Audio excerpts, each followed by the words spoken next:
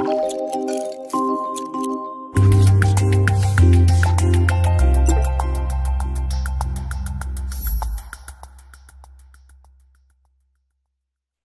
tout cas, on est ravis ce soir de faire ce retour des webinaires pour traiter de la génétique.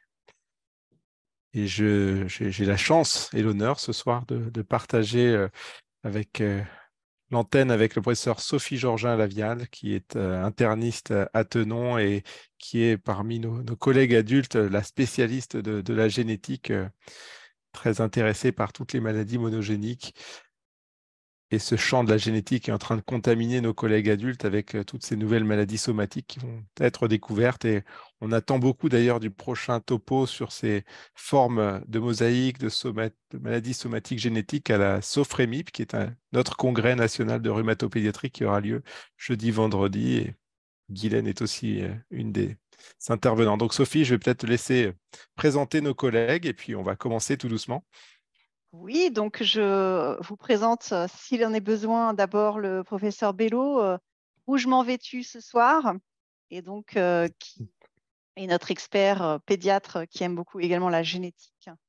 Et nous avons avec nous deux généticiennes, l'une parisienne, le docteur Laurence Cuisset, qui travaille depuis, je ne sais même pas s'il faut dire 20 ans ou plus, sur les maladies auto-inflammatoires monogéniques, qui a participé à découvrir par exemple des déficits en mévalonate kinase et les cryopyrénopathies, etc.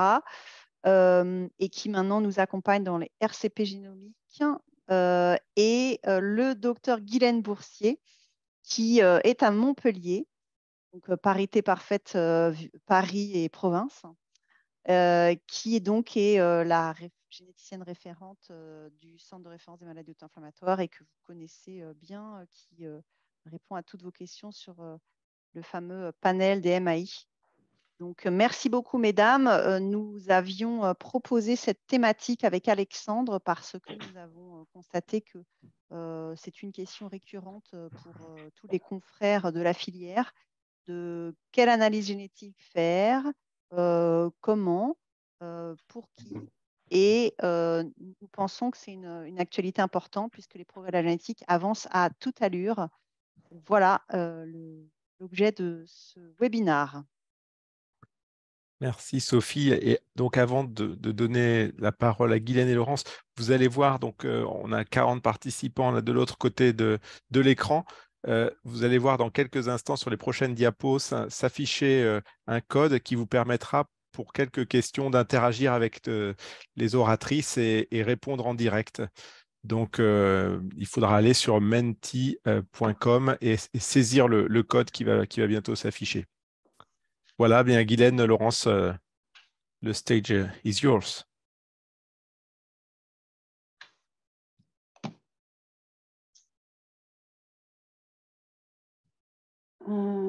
Donc j'y vais, Guylaine, c'est ça? C'est moi qui commence. Bonsoir à tous. On voulait déjà, avec Guylaine, remercier la filière de nous avoir proposé de faire cette présentation. On va vous expliquer un petit peu où on en est aujourd'hui des analyses génétiques nouvelle génération et donc de la théorie à la pratique. Donc, sur la première diapositive, donc, vous avez donc le plan. On va très brièvement parler des problématiques des MAI, des différents types de variants identifiés, des stratégies de diagnostic, de l'interprétation des résultats. Et nous vous proposerons quelques cas cliniques pour engager certaines discussions. Donc, pour commencer sur la problématique des MAI, sur la diapositive suivante, tu n'as pas d'animation. Par contre, il n'y avait pas d'animation quand je l'ai saisi. Je suis désolé. Si c'est un gros problème, je peux... Parce que quand on bascule dans Menti, ouais, ça les aplatit. animations sautent. Ouais, Alors, il faut que je retrouve... Non, non, c'est possible, c'est possible. Je vais juste changer. On a de la souplesse à la filière. On est... Hop, je reviens là-dessus. Excusez-nous pour ce... Voilà, c'est Voilà, parti. merci. Donc, juste pour les plus jeunes d'entre nous qui étaient encore à l'école primaire dans les années 2000, juste pour vous rappeler ou vous apprendre que les fièvres récurrentes héréditaires, en fait, ont été le cœur historique des maladies auto-inflammatoires, avec à l'origine 5 maladies, donc FMF, MKD, TRAPS et CAPS, dont les 5 gènes de transmission monogénique, pour l'instant, pour ce que l'on en sait, ont été découverts entre 1997 et 2001. Et ensuite, ces analyses ont permis, sur toutes ces vingtaines d'années, de nous apprendre un certain nombre de choses. La première chose qu'on a appris, c'est que la FMF était décrite dans des populations à risque, qui sont celles qui s'affichent en dessous, et ça, c'est repris du PNDS-FMF de cette année, et que très raisonnablement, avec le recul qu'on a, cela continue d'être vrai. C'est toujours dans les populations à risque que l'on trouve des variants et pas dans les autres populations, d'autant que c'est une maladie de transmission autosomique récessive, ce qui signifie qu'il faut avoir 2 variants pour être atteint. Et autant on n'est pas forcément sûr d'une de ces branches, autant il est quand même peu probable qu'on ne soit jamais sûr de ces 2 branches. Et donc, en fait, si vraiment un patient a des origines bretonnes, il y a quand même peu de chances qu'on trouve quelque chose, même on ne trouve jamais rien.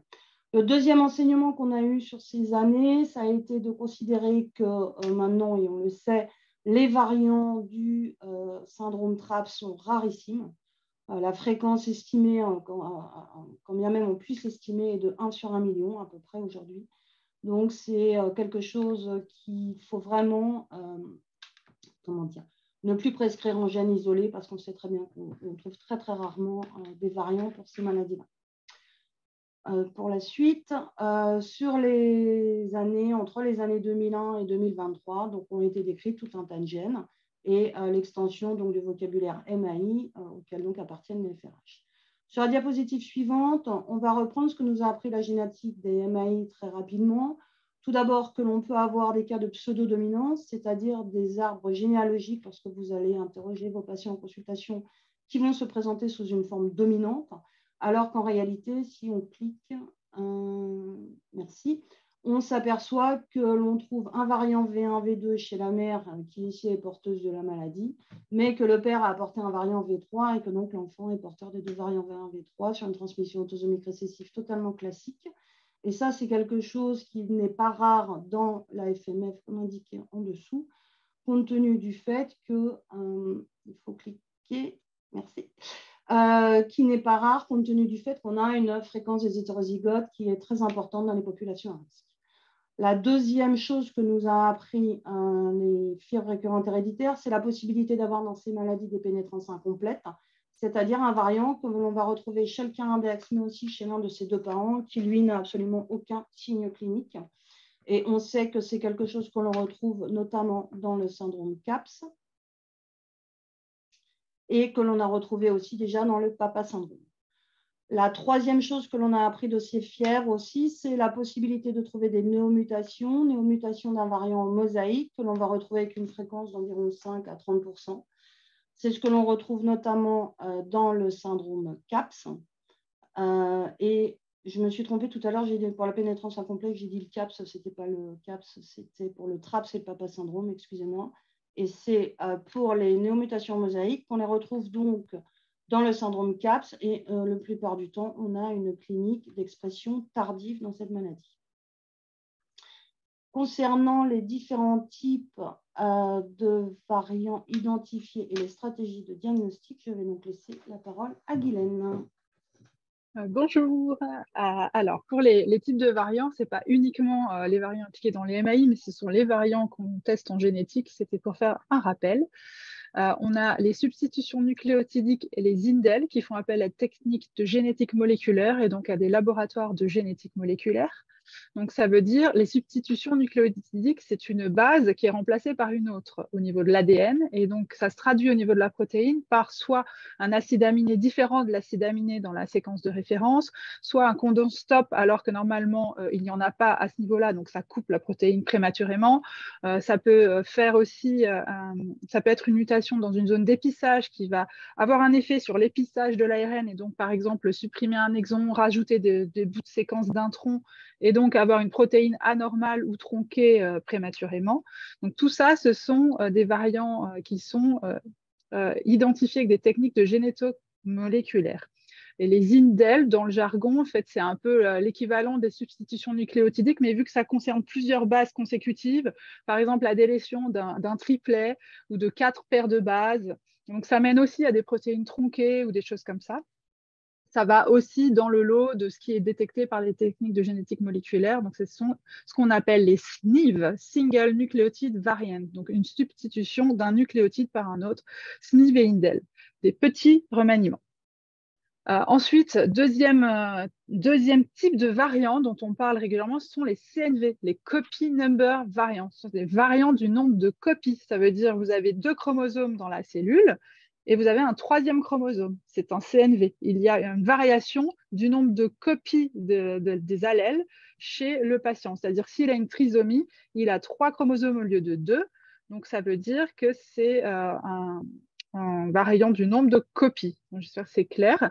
Donc, si on clique, voilà, en fait, ça concerne donc des duplications ou des délétions. On peut avoir qu'un seul chromosome, alors que normalement, il y en a 2, par exemple. Mais ça concerne le chromosome, c'était pour vous expliquer facilement, mais ça peut aussi concerner des zones bien plus petites, par exemple qu'un exon dans un gène, ou un gène entier uniquement, mais seulement ce gène-là, et pas tout le chromosome. Et donc, tout ce qui concerne le chromosome, ça fait appel à des techniques de cytogénétique et c'est testé dans des laboratoires de cytogénétique ou de génétique chromosomique.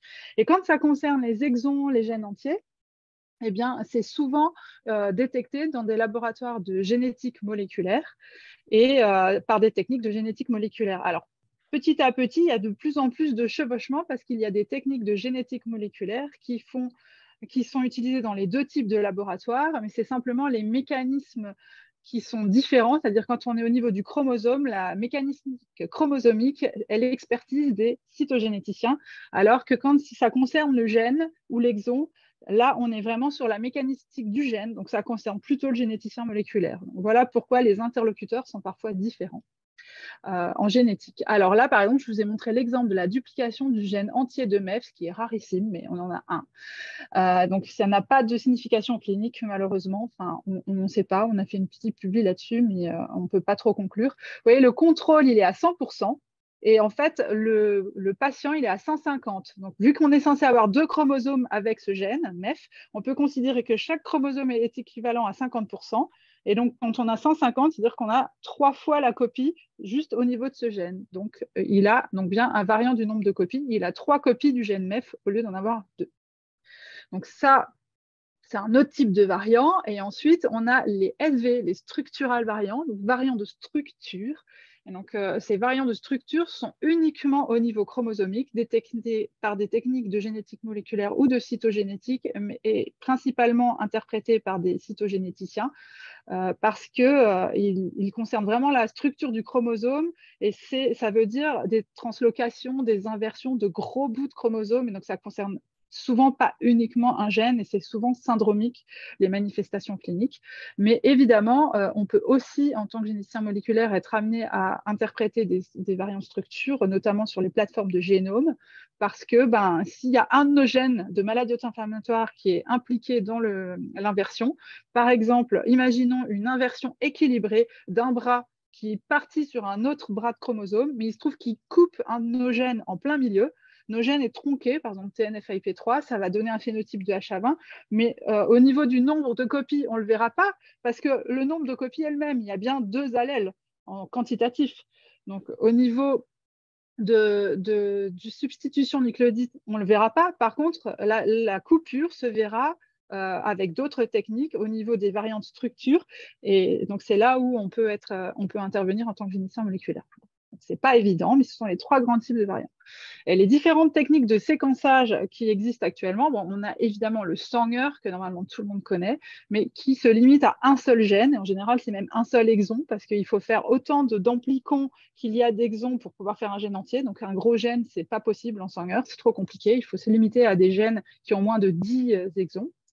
Et ça détecte que les variants substitution nucléotidique. Et ce n'est pas quantitatif, c'est qualitatif. Ensuite, on a les panels de gènes qui contiennent aujourd'hui entre 7 au laboratoire de Trousseau, 7 gènes qui sont rendus en diagnostic, mais même s'ils en séquencent plus. Il y a le panel de Cochin où il y a 8 gènes, il y a le panel à Montpellier, il y a 300 gènes, et après il y a d'autres panels, notamment à Strasbourg. Alors, bon, pour ceux qu'on connaît, c'est à peu près ça. Et donc, ça, c'est une analyse simultanée de plusieurs patients et de plusieurs gènes. Et ça détecte les variants de substitution nucléotidique, les SNV, et les CNV, les variants du nombre de copies. Et c'est quantitatif. Ensuite, on a l'exome. Donc ça veut dire on séquence tous les gènes connus, mais on va regarder uniquement les zones qui codent pour des protéines. Et alors, dans tous ces gènes connus, en général, quand on analyse l'exome en diagnostic, on va regarder que les gènes qui sont associés à des maladies humaines. C'est ça qui nous intéresse. Donc, pour les exomes, on détecte les SNV et les CNV, ça dépend de la technique du laboratoire. En fait, ce n'est pas systématique. Par exemple, à Montpellier, pour le moment, la technique pour détecter les CNV sur exome n'est pas au point. Alors que si vous envoyez un exome au laboratoire Biomis, par exemple, ils font la détection de CNV. Donc, pour vous dire qu'en fonction du laboratoire et de la technique, il faut bien lire ce qui est écrit sur le compte-rendu pour savoir si vous avez ou pas détecté tous les types de variants. Ça, c'est une technique qui est quantitative parce que c'est la même technique que celle du panel de gènes. Et ensuite, on a le génome. Et donc là, c'est pareil. Le génome, c'est donc tous les gènes connus. Mais par contre, à la différence de l'exome, pour le génome, on va regarder le gène entier. Alors attention, quand on dit on fait un génome, on ne fait pas tout le génome, parce qu'il y a des tonnes de parties de génome qu'on n'y connaît rien, on ne sait pas ce qu'il y a dessus, il n'y a pas de gènes, c'est des zones régulatrices, elles sont contractées dans le chromatine ou dans l'hétérochromatine. Donc quand on dit on a séquencé un génome, en fait, on a juste regardé les gènes qui sont connus. Donc il y en a qui sont associés à des maladies, d'autres non, mais on regarde juste les gènes connus. Et ensuite, on ne peut pas interpréter ceux qui ne sont pas associés à des maladies, parce que s'il n'y a rien dans la littérature, on ne peut rien dire. Donc en fait, on regarde que des gènes connus associés à des maladies humaines. Et par contre, à la différence d'un exome, là, on va regarder tous les introns du gène, le promoteur, les zones voilà, avant en 5' UTR, en 3' UTR, alors que sur l'exome, on se concentrait sur la partie qui va coder pour une protéine. Mais voilà, le génome, c'est pas, on séquence tout le génome, c'est juste les gènes connus associés à des maladies humaines. Donc, cette technique, elle détecte les substitutions nucléotidiques, les copy numbers, et elle détecte aussi des variantes de structure parce que, étant donné qu'on a en fait tout le génome qui est séquencé, même si on va regarder que les CNV et les substitutions nucléotidiques sur les gènes connus, on peut analyser par des moyens bioinformatiques les variantes de structure. Donc ça, ils sont interprétés sur les deux plateformes en routine. Donc ces deux techniques sont quantitative. Et alors, la spécificité de ces techniques, c'est que pour le whole genome, ce que je vous disais, c'est qu'on va regarder les variants introniques, les variants cachés, les variants de régulation dans le promoteur. Donc, c'est vraiment intéressant quand on cherche un deuxième variant ou quand on a un diagnostic ciblé et qu'on est sûr du diagnostic dans certaines maladies très spécifiques, ou même, en tout cas, pour regarder tout le gène. Et l'intérêt de techniques type panel ou exome, c'est de voir des variants en mosaïque qu'on ne verra pas en génome parce que ce n'est pas une technique de choix. On ne les verra pas en Sanger non plus. On ne les verra qu'en panel. Et éventuellement, on peut les voir en exome si la technique est adaptée pour les mosaïques dans le labo. Alors actuellement, je ne connais pas de laboratoire qui regarde les mosaïques en exome, en diagnostic, en routine. Il faut des pipelines spécifiques, il faut une profondeur suffisante. Donc ça, je pense que ça viendra, mais ça ne se fait pas a priori en routine. Donc voilà, vous pouvez remarquer qu'on a en fait, des catégories de détection différentes en fonction du type d'analyse. Donc, il faut bien connaître les limites de chaque analyse. Donc, ces analyses Sanger et pas d'analyse de gènes sont considérées comme des analyses ciblées parce qu'elles ciblent des gènes d'intérêt, alors que l'exome et le génome, c'est tous les gènes, donc c'est non ciblé. Et donc, par définition, ce qui est intéressant dans ces analyses non ciblées, c'est qu'une réanalyse est possible. C'est-à-dire que s'il y a des gènes qui ont été publiés depuis votre analyse, ils n'ont pas été lus, ils n'ont pas été interprétés parce qu'à l'époque, ils n'étaient pas associés à la maladie humaine, donc on ne pouvait pas les lire parce qu'on ne peut pas inventer les phénotypes, on ne regarde que les phénotypes qui sont déjà connus. Mais s'il y a des gènes publiés, on peut 1 ou 2 ans plus tard demander une réanalyse bioinformatique des séquences et du coup, cette réanalyse inclura les nouveaux gènes et donc on aura peut-être des nouveaux diagnostics. Ça, c'est vraiment l'intérêt de ces tests-là. Oh, pardon, on peut revenir en arrière. Je voulais aussi insister sur le fait que les panels, les exomes et les génomes font tous appel à la même technique, c'est-à-dire le séquençage de nouvelle génération. Donc, quand on dit on veut un NGS, ça signifie juste, c'est un nom de technique. Mais en fait, on ne sait pas si vous parlez d'un panel, d'un WES ou d'un whole genome. Et dernière remarque, En diagnostic, on vous rend les gènes publiés qui sont en lien avec les maladies auto-inflammatoires ou les maladies dysimmunitaires connues et on vous envoie un compte-rendu signé. Et en recherche, quand on vous dit c'est un exome recherche, il n'y a pas de compte-rendu signé qui vous est envoyé. C'est des mails où on vous le communique comme ça et on regarde normalement tous les gènes, même ceux qui ne sont pas connus, parce que l'idée, c'est de trouver des nouveaux gènes pour éventuellement avoir, avec une équipe de recherche, des manifs fonctionnels, éventuellement trouver des nouveaux diagnostics. Et je laisse la parole à Sophie. Oui, donc cette diapo précédente est très importante puisque nous entendons très souvent dans les RCP et probablement même nous, avant de bien connaître, on utilisait tout le temps le mot NGS. Donc, je remercie toutes les deux. Je trouve que le tableau est clair et j'espère que pour les collègues qui nous écoutent également, que si vous en êtes d'accord, on peut peut-être proposer d'utiliser le mot panel, que vous regardiez un nombre déterminé de gènes. Et ensuite, on peut parler de exome et de génome. Est-ce que ça vous va qu'on puisse maintenant, dans les RCP, vraiment bien dire ces trois mots-là, soit séquençage Sanger, soit panel, soit exome, soit génome? Est-ce que vous nous autorisez, nous, les cliniciens, à utiliser ces mots-là? Ah, bien sûr, oui, c'était tout à fait. Panel, exome et génome, c'est très clair pour nous. OK. Parce que c'est vrai que le mot NGS, probablement, n'est pas utilisé à bon escient et on espère que ça permettra de faire mieux comprendre à nous tous, les cliniciens, la différence entre chaque appellation. Là, on voulait juste vous partager notre expérience à toutes les deux. Donc, Laurence a un panel d'actuellement 8 gènes. Donc, vous avez la liste des 8 gènes inclus dans le panel ici. Elle a prévu de rajouter les gènes qui sont ici pour la rentrée en septembre. Et ensuite, le panel de Montpellier, lui, il contient 300 gènes. Donc, je n'ai pas pu mettre la liste. Donc, je vous ai mis les principales indications qui avaient été sélectionnées.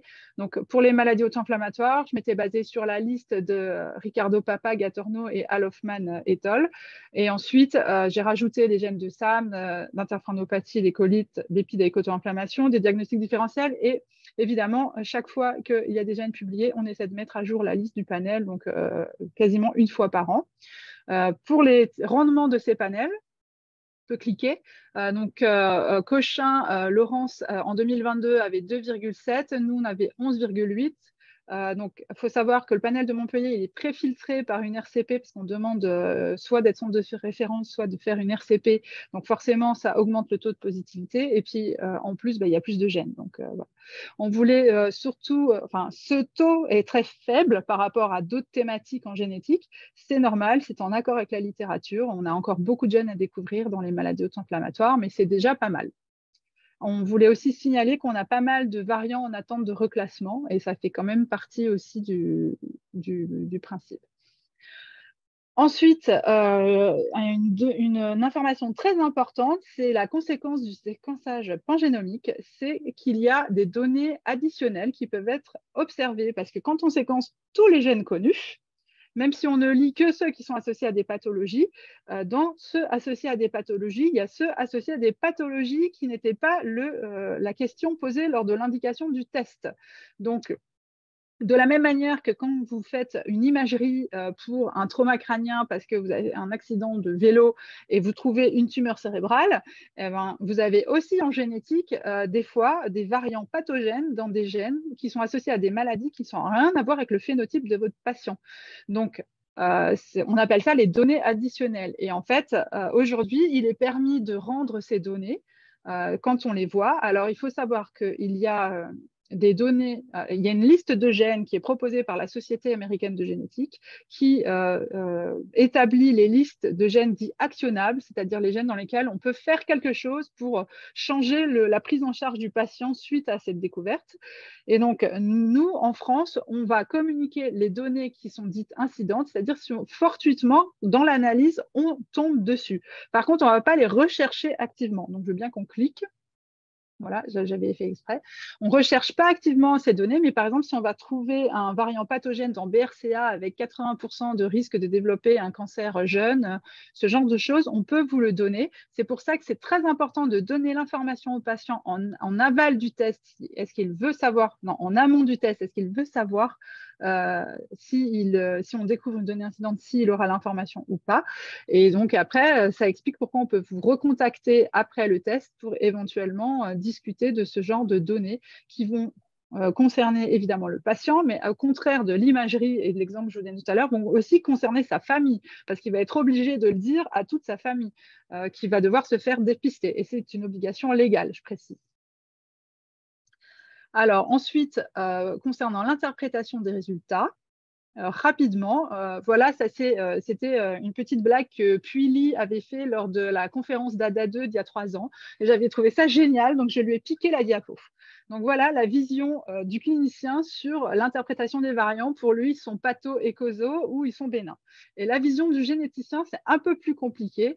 Voilà, c'est comme ça qu'on doit classifier les variants. Donc on a des algorithmes très spécifiques pour donner des classes. Donc on va de la classe 5 qui est pathogène à la classe 1 qui est bénigne.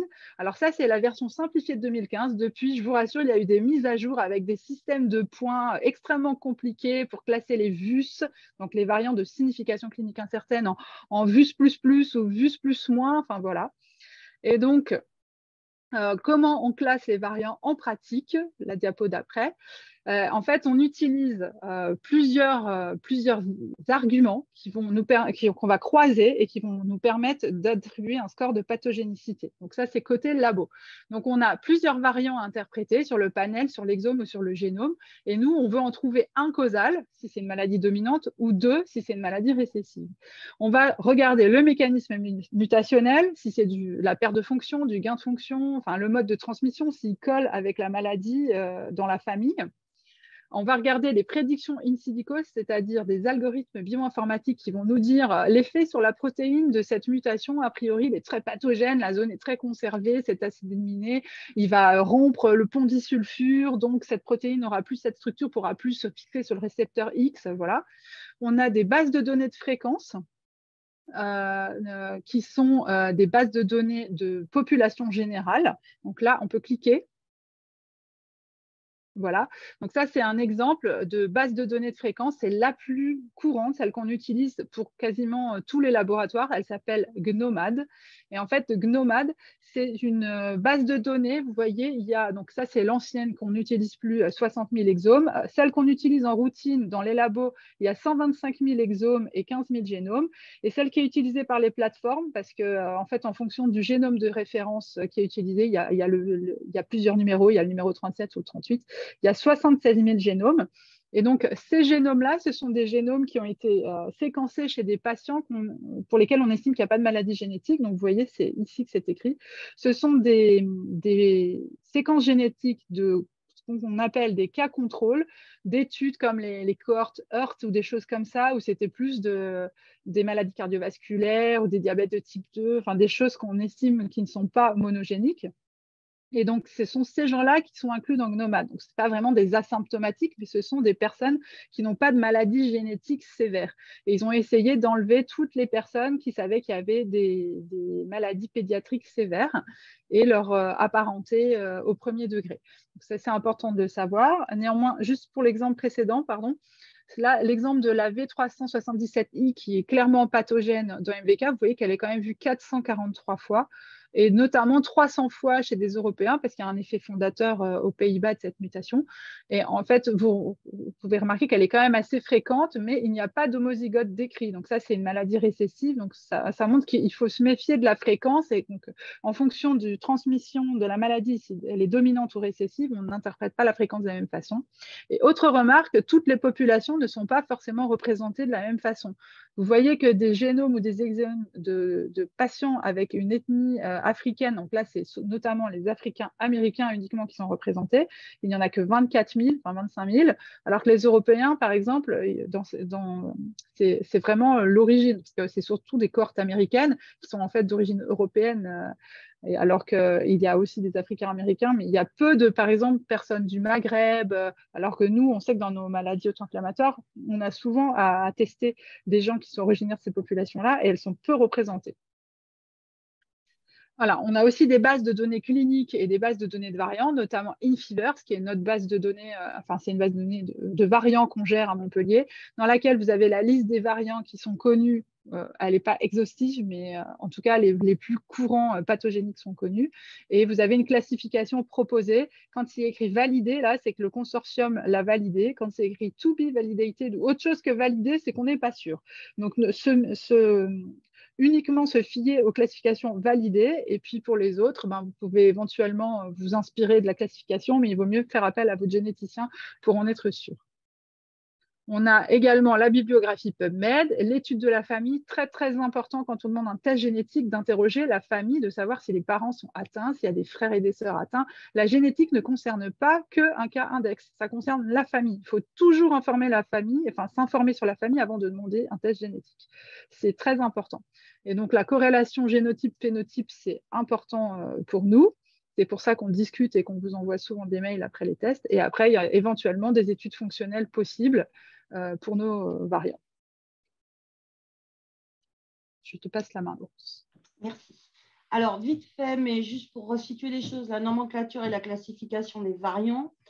Donc, vous savez que dans les comptes rendus, on vous donne toujours des variants en position ADN complémentaire et en position de protéines. Sur la première ligne, on voit ici que la protéine, c'est MET694-VAL, ce qui était dans l'ancienne nomenclature M694V, ce qui est assez facile à déduire.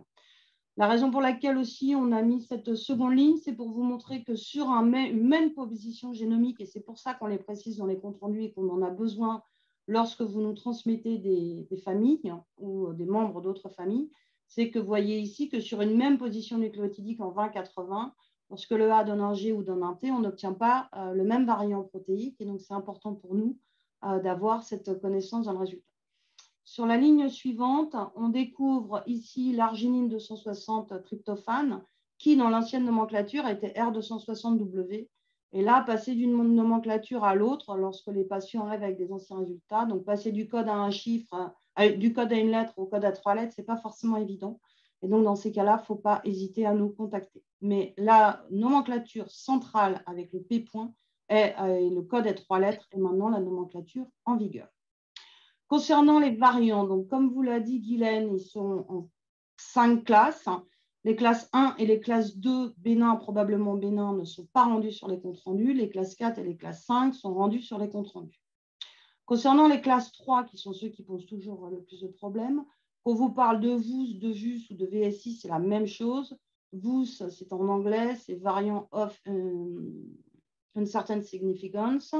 Le VUS, c'est la même chose, sauf que là, on a retiré le O et on a retiré le off. Et le VSI, c'est en français pour variant de signification inconnue ou variant de signification incertaine. C'est rendu selon les cas parce qu'en fait, on va se trouver face à deux situations.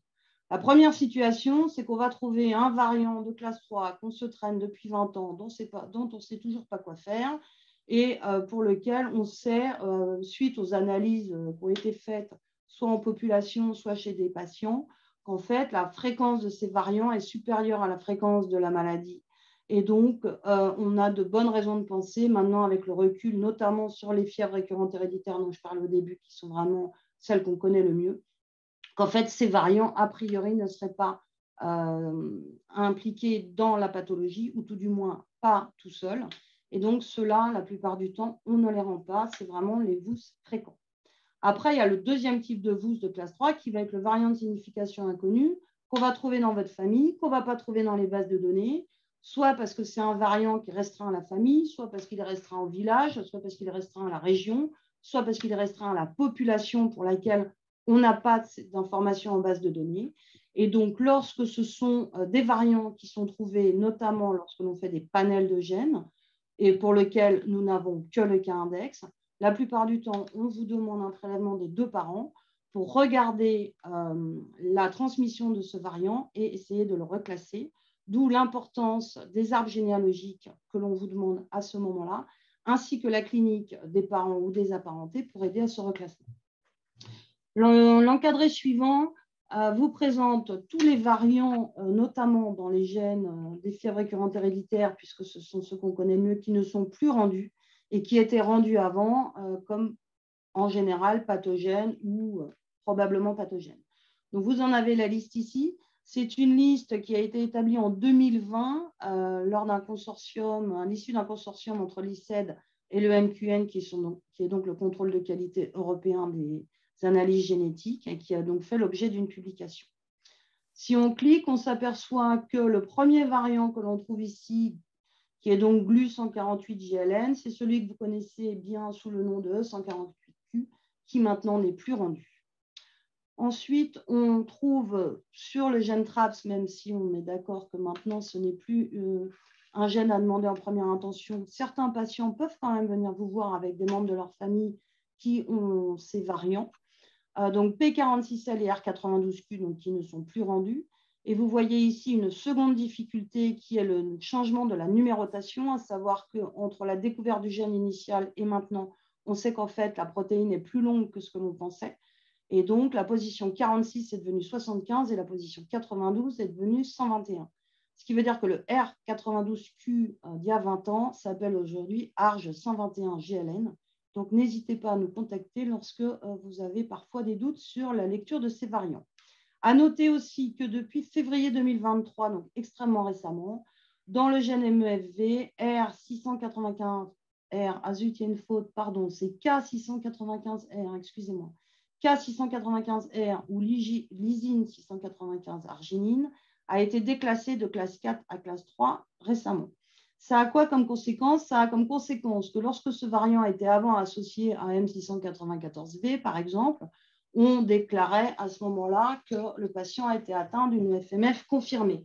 Aujourd'hui, si on trouve l'association de ce variant avec un variant pathogène, on sera plus modéré dans les conclusions et on dira que la FMF n'est donc pas confirmée. Vous avez ici l'évolution des connaissances de M694V associé à E148Q, pour lequel, en 1997, on rendait un diagnostic confirmé. En 2015, on répondait qu'on ne pouvait pas conclure, et aujourd'hui, on ne rend carrément plus ce variant E148Q. Et ça, c'est l'évolution des connaissances, avec ici donc l'extraction de GNOMAD sur le nombre d'homozygotes, où on voit que l'on a quand même une population importante d'homozygotes E148Q, avec une fréquence qui est supérieure à celle de la maladie. Et on s'aperçoit aussi que l'on a énormément d'homozygotes E148Q chez les Asiatiques du Sud, notamment sur la deuxième ligne, et qui, en fait, n'ont pas, a priori, de FMF. Alors, en ce qui concerne les stratégies d'analyse des exomes et des analyses génomiques, on sait qu'on va avoir un grand nombre de variants. Donc là, vous allez avoir un petit quiz derrière. Donc, il ne faut pas cliquer trop vite, Alexandre, parce qu'après, il y a les réponses. Donc, on est d'accord que le génome humain, c'est 3 10 puissance 9 nucléotides. Et donc, la question que l'on voulait vous soumettre, c'est lorsque l'on va faire un exome chez un caucasien, alors on va prendre un caucasien parce qu'il est dans les bases de données, donc ça veut dire qu'on le regarde tout seul, on séquence que lui, et on va l'opposer à des données en population après avoir appliqué un filtre de 1,12%. Donc en fait, la question est, dans un exome, une personne isolée, combien a-t-elle de variants différents de ceux de la population générale filtrés avec une fréquence de 1,12%. Donc la question est, y a-t-il 4 variants d'écart, 40 variants d'écart, 400 variants d'écart, 4000 variants d'écart, sachant que vous avez juste pris une seule personne toute seule comparée à la population. Donc là, il faut aller sur menti.com et utiliser le code 61 69 95 87.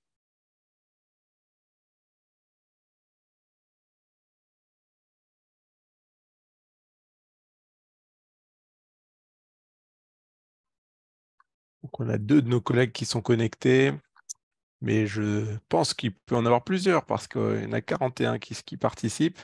On attend parce qu'on les a pris un peu de surprise. Donc menti.com 61 69 95 87. On devrait voir apparaître les réponses.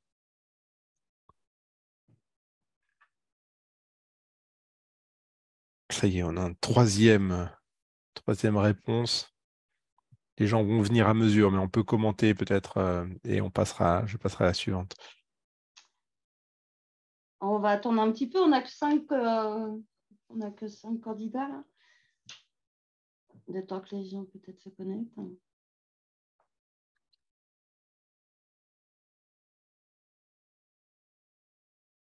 Ils ont l'air de tous répondre la même chose, hein. Je ne sais pas s'ils se sont donné le mot, si, ils ont l'air de bien savoir déjà, hein. C'est des spécialistes.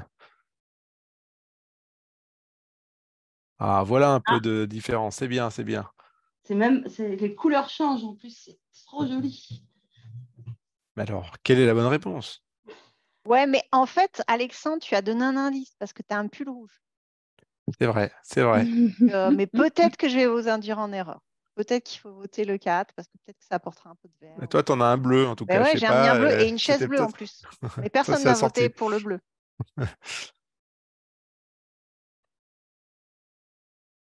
Attention, Attention, la réponse la était. réponse était 4000. Ah oui, alors du coup, tu as la. Ouais. Il n'y a pas d'animation, donc, mais peut-être on peut continuer malgré tout sur ce Ouais. diaporama-là. Mais il y avait une autre question derrière ou pas? Non, Non, pas tout de suite. Il y en a après, dans on y quelques va. instants. Donc, en gros, si on prend, donc ça veut dire en clair que si on fait l'exome chez un caucasien, ça veut dire que quelqu'un pour lequel il y a des données en population dans les bases, comme on l'a vu avant, et qu'on prend tout ce qu'il a, on extrait, on exclut tout ce qui est en gros 99% de ce qu'il a éventuellement en commun avec les autres, avec donc un filtre à 1,12%, il reste quand même 4000 variants. Ensuite, la question était si on fait la même chose sur un génome. Donc maintenant, on va faire un génome. On va prendre un trio. Donc le trio, c'est papa, maman, enfant. Et on va regarder combien il y a de différences entre les trois. Ça veut dire quoi? Ça veut dire que le système va vous matcher 1 à chaque fois que vous allez trouver une différence entre soit le père, soit la mère, soit l'enfant. Donc sur un nucléotide donné, l'enfant est A, le père est A, la mère, enfin le père est, pardon, l'enfant est AA, le père est AA et la mère est AG, du coup, ça compte un point. Et bien, si vous faites ça sans aucune autre filtration, vous arrivez entre 3 et 9 millions de variants juste de type SNV au sein d'un trio. Donc, ce que vous allez faire après, c'est que vous allez prendre ce trio et vous allez éliminer tout ce qui est présent en population et vous allez faire des filtrations et ne garder que les variants qui sont présents à moins de 2% en population et vous en restera 80 000, ce qui est quand même énorme. Ce qui veut dire qu'après, une fois qu'on a fait des filtres en population, on a besoin, lorsqu'on fait les analyses sur ces plateformes génomiques, on va avoir besoin donc, de filtrer en population, ça c'est clair, mais ensuite on va filtrer en fonction du mode de transmission. Récessif, de novo, dominant. Alors on fait d'abord dominant paternel, puis après on recommence, on fait dominant maternel. On va regarder ce qu'il y a à l'X. On a aussi des filtres pour des gènes soumis à empreinte, des variants d'épistage, etc. Et donc on est obligé de passer tout un tas de filtres comme ça, parce qu'en réalité, les modes de transmission, ce n'est pas toujours si évident que ça. Et vraiment, une grande nécessité d'analyser en trio permet-enfant. Vous allez voir sur la diapositive. Ah non, alors la diapositive suivante. Ah si, elle est animée. Si, elle est animée. Donc, on a juste cet arbre génétique qu'il faut bien regarder sans donner la réponse tout de suite. Mais... La question, c'est... on avait posé la question. Ah oui, on a un quiz. Excusez-moi. Petit quiz. On a un petit quiz. Donc, on a un petit quiz sur cet arbre. Donc, une fois que vous l'avez regardé, vous allez pouvoir répondre au quiz. C'est quel est le mode de transmission de la maladie dans cette famille? Il faudra le quiz. Oui. Il faudra remettre le code. Voilà. Et donc, vous avez 3 propositions pour le mode de transmission, c'est ça? On avait mis dans le quiz, il n'y a pas de proposition? Moi, j'étais plus sadique. J'ai dit, j'ai laissé, voilà. Donc, on a dominant. Donc, dominant. Tu as modifié mes quiz. Oui, je me suis permis. Parce qu'Alexandre est un petit rigolo, donc il met des petites blagounettes. Exactement, c'était... D'ailleurs... Ah oui, la dernière, c'est vraiment important de rester jusqu'à la fin. Je ne serais pas déçu du voyage. D'ailleurs, peut-être qu'il serait capable de mettre un diamant. Le code est comme réponse. Pour ceux qui demandent, le code est ici, en haut. Et 61, en haut de la 69, diapo. 95, 87, 61, 69, 95, 87. Pour ceux qui veulent jouer avec nous sur menti.com, hein, c'est très facile, il n'y a rien à télécharger. Menti.com sur votre smartphone et vous pouvez répondre.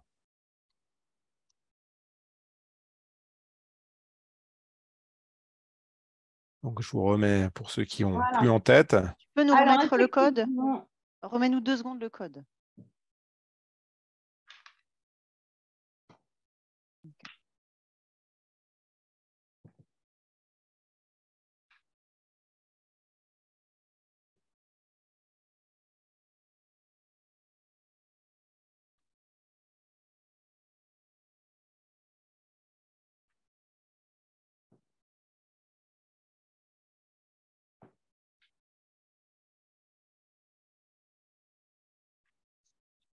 bon, il semblerait que dominant se dégage. Et alors? Et alors, c'est pas forcément la bonne réponse. Certains sont joueurs, oui, tout à fait. Donc, c'est pas forcément la bonne réponse parce qu'effectivement, ça peut être dominant, je suis entièrement d'accord. Mais les gens qui ont répondu lié à l'X ont effectivement raison. C'est soit dominant, soit ça peut aussi être lié à l'X parce qu'on peut tout à fait imaginer que les deux patients de sexe masculin ont reçu le même X, mais que la femme a reçu aussi ce même X avec un biais d'inactivation qui dit qu'en fait, elle n'exprime que son X muté et qu'elle n'exprime pas son X normal. Donc, un arbre comme ça peut être soit dominant, soit lié à l'X avec un biais d'inactivation chez la femme. Vous allez me dire, oui, bon, bah, c'est quand même pas si fréquent que ça. Eh bien, en fait, un biais d'inactivation total chez une femme, c'est 5% des femmes de la population générale. Donc, ce n'est pas une rareté. Ce n'est pas une rareté du tout. Et il faut savoir aussi que le biais d'inactivation du chromosome X évolue avec l'âge et que les chromosomes sont de plus en plus méthylés, donc les biais sont de plus en plus marqués, et qu'un biais total d'inactivation du chromosome X qui, en gros, est donc, comme je vous disais, de 5%, on estime entre 3 et 5% dans la population générale chez des femmes âgées entre 20 et 40 ans, passe à 30 à 40% chez des femmes âgées de 60 ans. En plus, on a une évolution. Alors évidemment, ça ne concernera que les maladies d'expression tardive, cette affaire, mais pour autant, c'est quand même important. L'autre question dont on voulait vous parler, c'était pourquoi les bases de données en population sont plus difficiles d'interprétation en maladies auto-inflammatoires que dans les déficiences intellectuelles. Eh bien, tout simplement parce que trouver un homozygote ou un hétérozygote en population ne veut rien dire en MAI. Très clairement, vous faites des analyses génomiques en déficience intellectuelle sévère. On sait très bien que ce sont des populations dans les bases de données en population qui sont dites saines, entre guillemets, d'accord ? Mais pour autant, on se doute bien que dans ces bases, il n'y a pas d'encéphalopathe, il n'y a pas de déficience intellectuelle sévère, etc. Donc, quand vous allez trouver un variant, hétérozygote ou homozygote, vous allez l'éliminer assez facilement. Nous, c'est beaucoup plus compliqué puisque si on prend la fréquence en population du variant qui est indiqué à droite, on a un homozygote trouvant en population dans une population déclarée européenne. Et pour autant, ça, c'est la fiche Genome ID de M694V de MEV. Donc, ça veut dire qu'il faut quand même être très prudent. Donc, en fait, dans cette population dite saine de variants de population, eh ben, on a un patient atteint de FMF homozygote. Une règle aussi qui est importante dont on voulait vous parler, c'était le fait que le rendu des VUS en génome sont très stricts.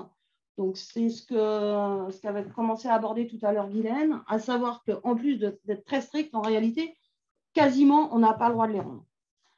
Il faut bien comprendre que quand on va faire des analyses en panel, la plupart du temps, vous adressez au laboratoire de diagnostic et vous envoyez le cas index. On regarde, on trouve quelque chose éventuellement sur lequel on n'est pas très sûr dans les bases de données. Donc, on va vous demander l'analyse des deux parents pour essayer de reclasser le variant dans un sens ou dans l'autre. Quand on rend en génome, la plupart du temps, on a fait un trio, c'est-à-dire qu'on a déjà analysé les parents. Ça veut dire qu'un VUS en sortie de génome, c'est un VUS pour lequel on connaît déjà la ségrégation à partir des parents. Donc, en général, il a été transmis. Donc, pour aller plus loin, ça va être extrêmement difficile pour le reclasser. Et si jamais il n'y a pas derrière un intérêt vraiment important pour le patient ou vraiment une grosse conviction du généticien comme quoi c'est un variant qui est classé en VUS, mais quand même, il y a quand même des chances qu'il soit pathogène. Et là, on va aller regarder d'autres membres de la famille ou bien on va essayer de regarder s'il n'y a pas la possibilité de faire des tests fonctionnels, mais ça sera plutôt en recherche. À ce moment-là, il sera rendu, ce VUS, en génome, mais les conditions sont très strictes au niveau des biologistes interprétateurs. Dans les recommandations que nous avons reçues, il faut être très prudent. Donc maintenant, on voulait vous proposer de discuter de quelques cas cliniques. Donc le premier cas clinique, alors là c'est pareil, je crois qu'il doit y avoir aussi un petit quiz, si je ne me trompe Eh bien, pas. c'est possible, oui. Oui. Tout à fait. Donc, ce cas clinique numéro 1, c'est donc une jeune femme de 21 ans qui se présente avec des frissons, des sueurs, pas de fièvre, douleur abdo, thoracique, 2 crises par mois. Ça dure 3-4 jours, elle a commencé à 12 ans, elle n'a pas d'histoire familiale, pas de facteur déclenchant, elle est d'origine tunisienne, elle a une CRP élevée et elle fait partie du bassin méditerranéen. Donc, la question est, que demandez-vous, que suspectez-vous par rapport à cette situation? Donc, nous vous proposons FMF, CAPS, TRAPS ou FAPA.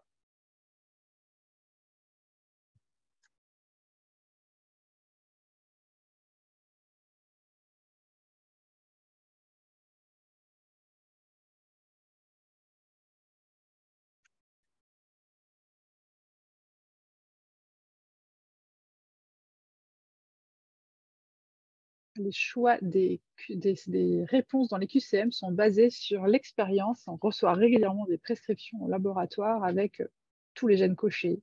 Du coup, on a le phénotype et il y a. Vous pouvez remettre la diapo précédente? Je sais que ce ne Oui. sont pas forcément les Avant prescripteurs qui encore, remplissent voilà. les dossiers, mais souvent, nous, on reçoit des prescriptions, il y a tout qui est coché. Donc, c'est un petit peu l'équivalent de j'ai sélectionné les 4. Donc, on a bien vu le cas clinique, on a bien vu la couleur bleue du pull de Sophie, spécialiste de la FMF. Et donc, Et quelle donc, est on la a bonne vu que la réponse? personne était méditerranéenne, on a vu que les crises avaient un nombre de jours limité, soit que quand même 4 jours, que la CRP était vraiment élevée en crise, qu'il n'y avait Ok. pas d'urticaire, pas de surdité. Les crises étaient inférieures strictement à 4 jours. Il n'y a pas d'AFT. Donc, je crois qu'on a convaincu l'auditoire. Hein. C'est une FMF. C'est une Car FMF. Mais moi, ça, j'avais voté pour la FMF et je ne connaissais pas les cas cliniques. c'est des vrais dossiers, hein. C'est comme ça qu'on les reçoit. Donc, en gros, la question subsidiaire à ça, c'est est-ce qu'on demande une FMF chez une patiente qui a, en gros, qui coche toutes les cases sauf la fièvre? La réponse est oui, puisqu'en fait, il a été trouvé 2 variants pathogènes chez cette jeune femme. Donc, oui, on peut avoir des FMF sans fièvre.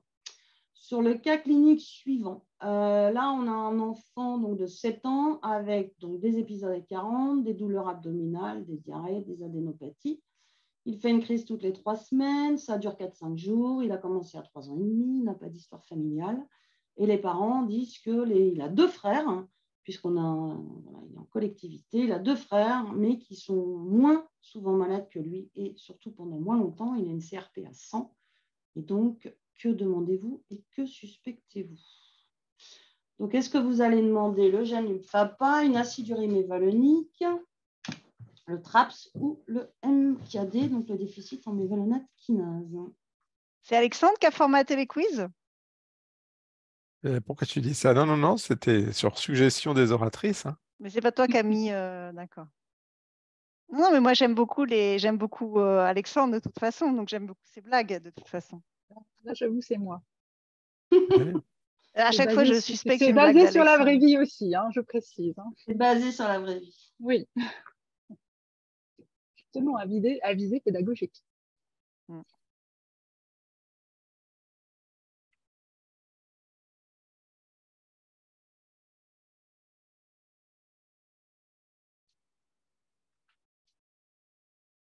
Il n'y a pas de bleu. Non. Allez, Guylaine, je te laisse répondre. Je précise qu'à ce jour, on n'a pas de gène pour le FAPA. Hein, c'était une petite blague. Bah oui, C'est oui. parce Je me demandais si que, c'était en une fait, ça m'est blague déjà arrivé belotienne ou qu'on me pas. demande, donc je préfère clarifier. À ce jour, on ne sait pas s'il y a une cause monogénique au FAPA, donc on n'a pas de test génétique pour ça. Néanmoins, le diagnostic différentiel, c'est bien le MKD. Donc, oui, vous faites bien de demander l'acidurie mévalonique et le test génétique. En tout cas, l'acidurie mévalonique est importante. Alors justement, on voulait un petit peu revenir là-dessus parce qu'on a, alors même si ça reste une maladie qui est peu fréquente, on a quand même pas mal de questions par rapport aux tests biochimiques ou enzymatiques qu'il faut faire. Donc là, bon, clairement, on avait trouvé 2 variants pathogènes. Donc, sur la diapositive suivante, vous avez, alors on a perdu l'animation. Oui, malheureusement. Ouais, Là, je crois. il faudrait la diapo animée parce qu'il y a des trucs qui se superposent. Ah bon, C'est la d'accord. seule où il y a des trucs. Je suis désolée, Alexandre.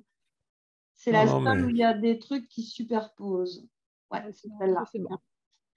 Alors, le déficit en mévalonate kinase, vous avez donc évidemment la recherche des variants sur le gène qui code la mévalonate kinase, qui est donc l'enzyme qui phosphoryle le mévalonate en mévalonate phosphate dans la biosynthèse du cholestérol, juste après la HMG-CoA réductase que vous connaissez bien.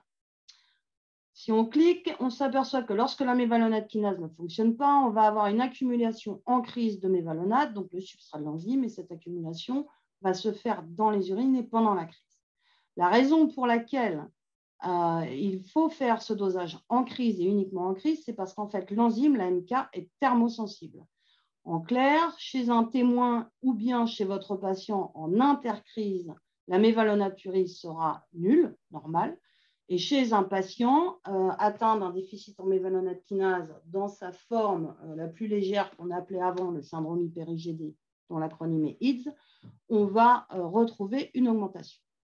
Je vous ai mis sur le clic suivant une petite manip qui a été publiée il y a une vingtaine d'années, que je trouve très très jolie et qui vous permettra de bien comprendre les choses, qui a consisté à prendre des cellules en culture, des boîtes de contrôle qui sont par la lettre C, qui ont été mis dans des étuves à 30, à 37 ou à 40 et pour lesquelles ensuite l'activité enzymatique de la mévalonate kinase a été testée. Et on s'aperçoit que chez un contrôle, les grands bâtons qui descendent, eh bien, on a une diminution de l'activité enzymatique à partir du moment où on a atteint, enfin où on dépasse 38, ce qui veut dire que c'est une enzyme qui est thermosensible, ce qui veut dire que lorsque l'on fait de la fièvre, que l'on soit atteint d'un MKD ou pas, on a une diminution de l'activité enzymatique chez absolument tout le monde. Le truc, c'est que quand on part d'une activité qui est d'environ 100%, alors il y a des écarts, hein, dans la population générale, ça varie entre 80 et 120% à peu près en moyenne, eh bien de toute façon, il nous en reste toujours 30 ou 40% à la fin, même sous fièvre, et donc on n'a pas les signes d'un déficit en mévalonate kinase parce qu'il en reste assez. Si maintenant vous vous concentrez sur les petits bâtons où il y a marqué H1, H2, H3, qui sont des patients donc atteints d'un déficit en mévalonate kinase moins sévère que les M1, M2 qui, eux, n'ont pas du tout d'activité enzymatique, vous apercevez que ces patients qui ont une activité enzymatique résiduelle d'environ 10%, eh bien, lorsque l'on va les passer à 40, il n'y a plus d'activité du tout. Et c'est pour ça qu'à ce moment-là, on va avoir une accumulation du mévalonate en crise. C'est pour ça qu'il est très important que ce mévalonate soit bien fait au décours d'un pic fébrile. Ce qui est clair aussi, c'est que votre patient, il va faire un pic fébrile parce qu'il fait sa crise, ou bien il va faire un pic fébrile parce qu'il a chopé autre chose. Au demeurant, même si au moment de la crise, ce n'est pas tout à fait forcément la même origine, pour autant, à partir du moment où il fait de la fièvre, il va se mettre à excréter du mévalonate. Donc, on peut toujours le faire et on doit le faire dès que le patient est sous fièvre. Il faut savoir que le recueil des urines, en général, on donne un pot CBU ou autre aux parents qui vont recueillir les urines le matin, parce que c'est quand même ce qu'il y a de mieux. Il faut savoir que ces urines peuvent être congelées, même doivent être congelées si les parents ne peuvent pas vous les apporter tout de suite. Et ensuite, ils vous les apportent congelées et vous les transférez à un laboratoire de biochimie sur le clic suivant, qui va pouvoir faire le dosage de cette mévalonaturie. En ce qui concerne l'activité enzymatique, elle se dose sur lymphocyte, donc à partir d'un prélèvement de sang. Ce n'est plus fait en France et c'est fait exclusivement en Hollande. Donc, en gros, en France, vous n'avez plus la possibilité de faire cette activité enzymatique. Elle n'a pas énormément d'intérêt aujourd'hui. Elle a eu son intérêt il y a 20 ans quand on a trouvé le gène, parce qu'on était intéressé quand on trouvait des nouveaux variants, de savoir un petit peu ce qu'il en était réellement. Aujourd'hui, lorsque vous avez un patient qui est suspecté d'un déficit en mévalonate kinase, la première chose à faire, c'est de faire un mévalonate urinaire en crise, vous l'avez compris, à condition que vous ayez un laboratoire près de chez vous qui puisse le faire. Par contre, si ce n'est pas possible ou si l'enfant est très jeune, très symptomatique, etc., on peut commencer directement par la génétique, mais ça doit rester exceptionnel. Normalement, on doit avoir une preuve de mévalonate urinaire en crise avant de faire la génétique. Concernant la mesure de l'activité, c'est quelque chose qu'on va demander de manière exceptionnelle lorsque l'on va notamment avoir un variant pathogène trouvé et un variant de signification inconnue trouvé en face. Et là, du coup, comme on ne pourra pas conclure pour peu que la mévalonaturie soit un petit peu limite, alors à ce moment-là, on sera dans la nécessité de demander une activité sur l'info en Hollande. Donc, sur la diapositive suivante. Juste, mesdames, il est déjà 19h, donc il faut qu'on on active un tout petit peu pour que tout le monde puisse ensuite… Alors, sur la diapo suivante, on était parti pour vous présenter le cas clinique d'une femme qui présentait donc, des épisodes fébriles de l'urticaire. Voilà, un syndrome méningé, une surdité progressive, etc. Et pour lequel on vous dit qu'un séquençage Sanger avait été réalisé, qu'on n'a trouvé aucun variant pathogène. Et donc, la question, c'est de savoir ce que vous faites. Donc, normalement, vous devez avoir un petit quiz aussi, si je ne dis pas de bêtises. Oula, si je prescris et quinté, problème. Ça, c'était pas non plus une de blague de ma part. Hein. Ça, non, mais c'est parce que j'ai fait plusieurs formulations de cette phrase et j'ai oublié de corriger.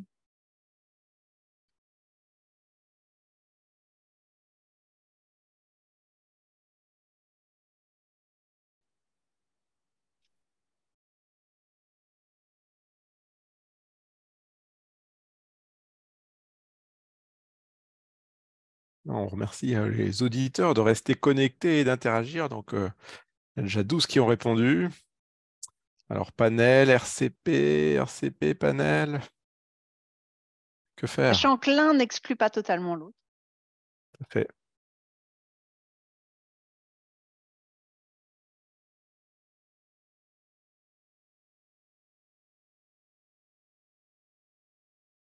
Alors, on a déjà 13 réponses. Peut-être on va à la… Oui. Alors, globalement, effectivement, on va commencer… Alors, l'un n'exclut pas l'autre. Hein. Je suis d'accord avec la remarque de Sophie. En général, on va commencer par faire un NGS pour rechercher une mosaïque somatique. NGS… un panel. Un panel. Voilà. Un panel. Ah, je ne sais pas qui a fait cette diapo. Isabelle. Non, panel. NGS ne veut rien dire, on l'a dit dès le début d'ailleurs. Panel, pour rechercher une mosaïque somatique, pardon. Donc voilà, alors sur la diapositive suivante, on est bien d'accord, donc dans la partie gauche, en haut à gauche, qu'une mosaïque somatique, c'est une variation spontanée post-zygotique. Ce qu'il faut bien voir, c'est que ce variant en mosaïque peut être transmis s'il est présent dans les cellules germinales, ça on est tous d'accord. Savoir aussi qu'on ne détectera un variant en mosaïque chez un patient que s'il est présent dans le sang, puisque c'est le tissu que vous nous envoyez. Donc, ne pas trouver un variant en mosaïque n'exclut pas forcément complètement les choses, puisque rien ne dit qu'il n'est pas présent dans un autre tissu que le sang. La question dont on voulait parler avec vous et vous expliquer, c'était pourquoi un Sanger, en fait, ne va pas détecter cette mosaïque. Donc, dans les petits pics du milieu, là, vous avez un Sanger. Donc, ça, c'est l'image qu'on a lorsque l'on fait un séquençage Sanger. Ce qu'il faut comprendre, c'est qu'on a un tube dans lequel il y a tous les fragments. Lorsque le fragment est rouge, il se finit par un T. Lorsqu'il est vert, il se finit par un A. Lorsqu'il est bleu, il se finit par un C, et ainsi de suite. En fait, on va faire passer cet ensemble de fragments, donc on va séparer en fonction de leur taille, devant un laser qui, quand il voit du rouge, vous dit j'ai un T. Quand il voit du vert, vous dit j'ai un A.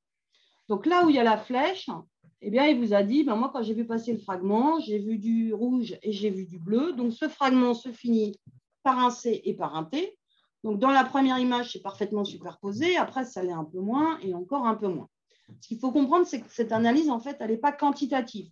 C'est-à-dire qu'en fait, la hauteur du pic qu'on voit là n'a pas tellement de valeur, puisque si on prend les deux pics noirs de droite, qui sont les 2G, en réalité, bien qu'on ait des pics de hauteur différentes, en réalité, on a un seul G à chaque fois.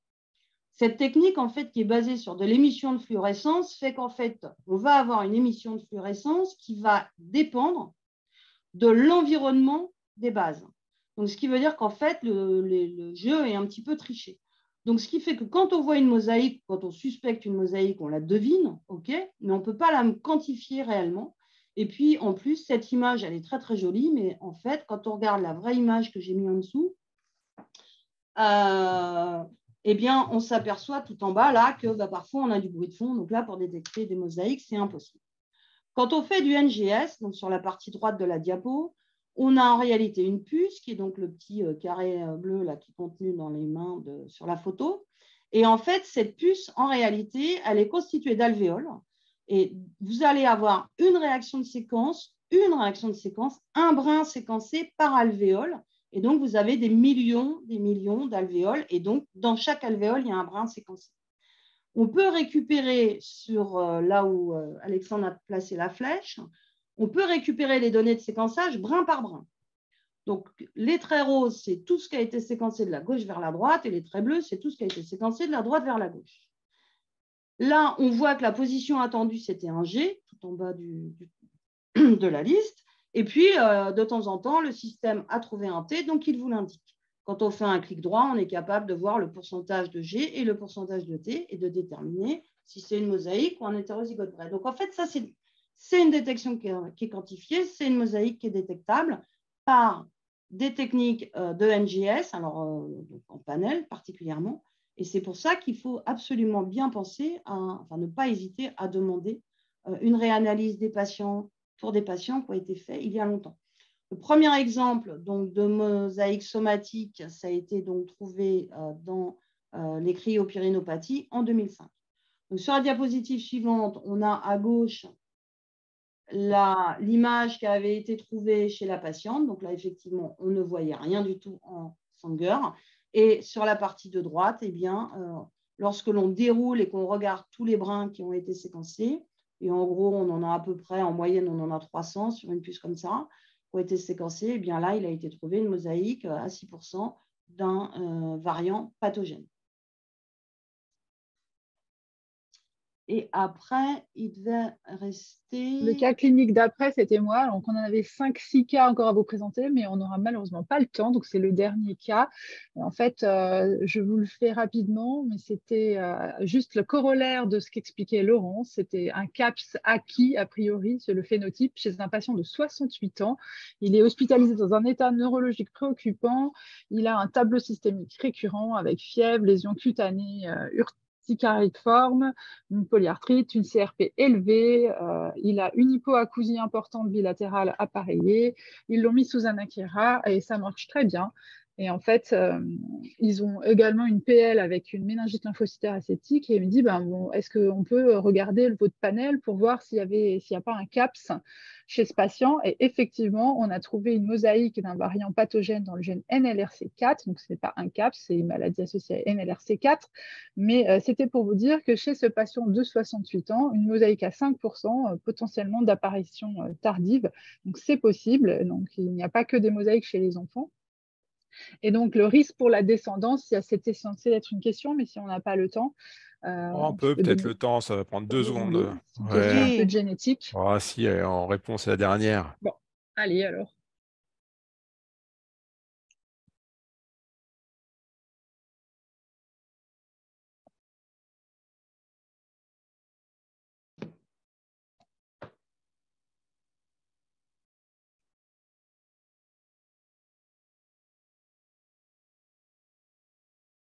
Les avis sont partagés. Hein.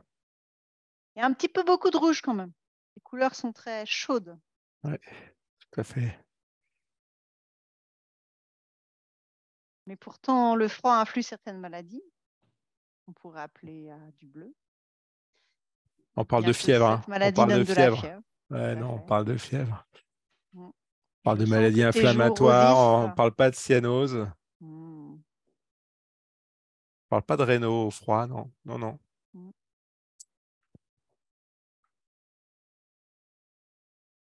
Alors, 9 courageux ont répondu à cette question et c'est la récurrence est possible mais non calculable. C'est bien ça. En fait, on ne peut pas dire que c'est le même risque que la population générale parce que, en fait, chez lui, il y a un variant pathogène qui existe et potentiellement, il est dans ses cellules gonadiques. Donc, on n'en sait rien, on ne peut pas le savoir. Et d'ailleurs, même si elles y sont présentes, on ne sait pas quel est le pourcentage de spermatozoïdes ou d'ovocytes qui peuvent être atteints. Enfin, donc, c'est vraiment très compliqué. Bon, là, c'est un homme, donc c'est les spermatozoïdes. Et donc, étant donné qu'on ne sait pas, par convention, on dit que c'est à peu près 1% le risque. Voilà. Donc, c'est quand même important de communiquer et d'envoyer en génétique ce genre de cas.